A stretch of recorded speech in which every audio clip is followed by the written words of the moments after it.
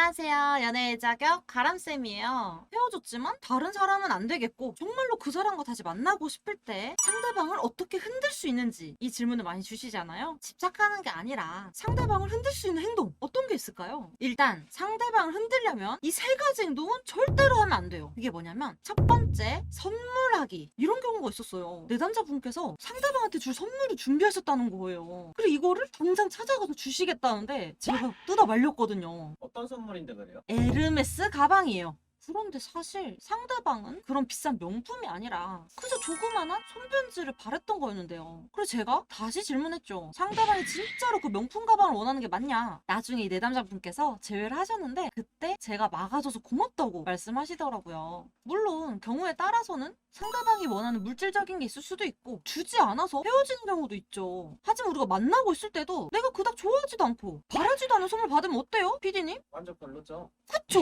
그런데 심지어 그걸 내 전 애인이 줬다? 어떨 것 같나요? 솔직히 말해서 에르메스 가방 정도면은 저도 좀 주고 싶을 것 같거든요. 주고 싶으면은 어떻게 해야 돼요? 그래요. 덩 주고 싶을 수도 있죠. 그렇다면 제가 팁 하나 드릴게요. 그건 바로 준비하지 마세요. 이게 팁이냐고요? 네.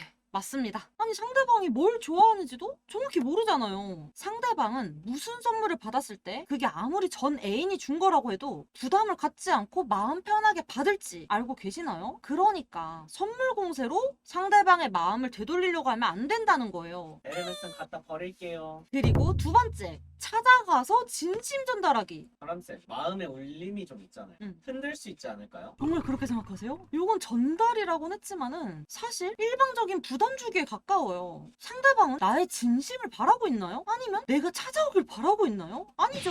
그리고 내 진심, 상대방은 정말 모를까요? 제가 들었던 사례가 있는데 어떤 내담자분께서 상대방한테 말없이 찾아가셨다고 해요. 그리고 집 앞에서 마주친 거죠. 그랬더니 상대방이 엄청 놀라면서 갑자기 핸드폰을 꺼내들더래요. 결과는 아시겠죠? 끈금지?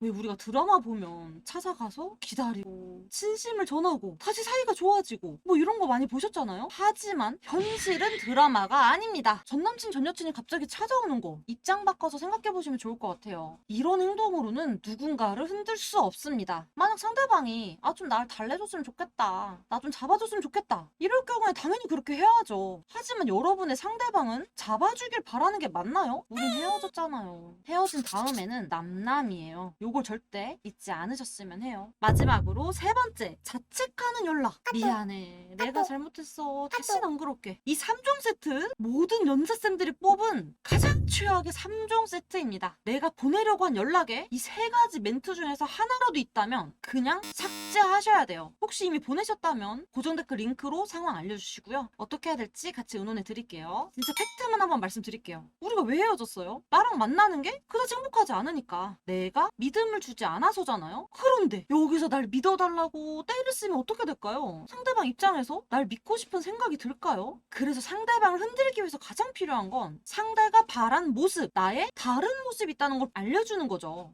이런 경우도 있었어요. 하지 말라는 거 다 안 하고 잘 준비하셔서 이대로만 하면 제외가 되겠다 하시는 분이 계셨어요. 이제 준비 다 됐으니까 상대방한테 연락 한번 해볼까요? 내일 너톡 보낼 거니까 초안 먼저 작성해서 오세요 라고 했는데 10분 후에 바로 SOS를 하시는 거예요. 실수로 초안을 보내버리셨다고. 너톡을 처음 쓰시다 보니까 실수로 하고 싶은 말 다 써버리신 거죠. 게다가 거기에 제가 앞서 말씀드린 3종 세트가 다 들어가 있었던 거예요. 어떻게 됐어요?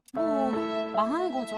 그래서 이분이 준비가 다 됐는데도 제외까지 2달이 더 걸렸어요. 저 문자 하나 때문에. 그래서 이런 선례가 다 있으니까 하지 말라고 말씀드리는 거예요. 바람쌤, 그러면은 흔드는 행동은 대체 뭐예요? 사실 상대방을 흔드는 행동은 여러분들도 다 알고 계실 거예요. 바로 우리가 연애를 시작했을 때 상대방이 나랑 연애를 하고 싶다고 생각됐던 행동들이 그 중 하나거든요. 다만 그 방법을 어떻게 적용하느냐에 따라서 달라지는 거죠. 물론 지금 상태에서 상대방한테 어떻게 보여주느냐가 굉장히 중요하니까 상대방에 대한 정확한 우리가 헤어진 진짜 이유까지 모두 정확히 숙지하고 있어야 실수하지 않을 거고요. 맞아요. 혼자 하시기 어려우실 수도 있어요. 처음부터 막막하기도 하고요. 그러시다면 고정 댓글에 제외 간수 진단 링크 있으니까 그쪽에 상황 자세히 적어서 보내주시면 같이 의논해 드릴게요. 오늘 상대를 흔들려면 하지 말아야 될 행동 3가지에 대해서 알려드렸는데 너무 당연하겠지만 이런 행동들을 다 하고 오셔서 상황을 악화시키는 분들이 계세요. 안타까워서 강조드리는 거니까 꼭 잊지 마시고요. 오늘 영상 도움이 되셨다면 좋아요와 댓글 남겨주시고 구독, 알람 설정까지 잊지 마세요. 그러면 다음에 또 만나요. 안녕.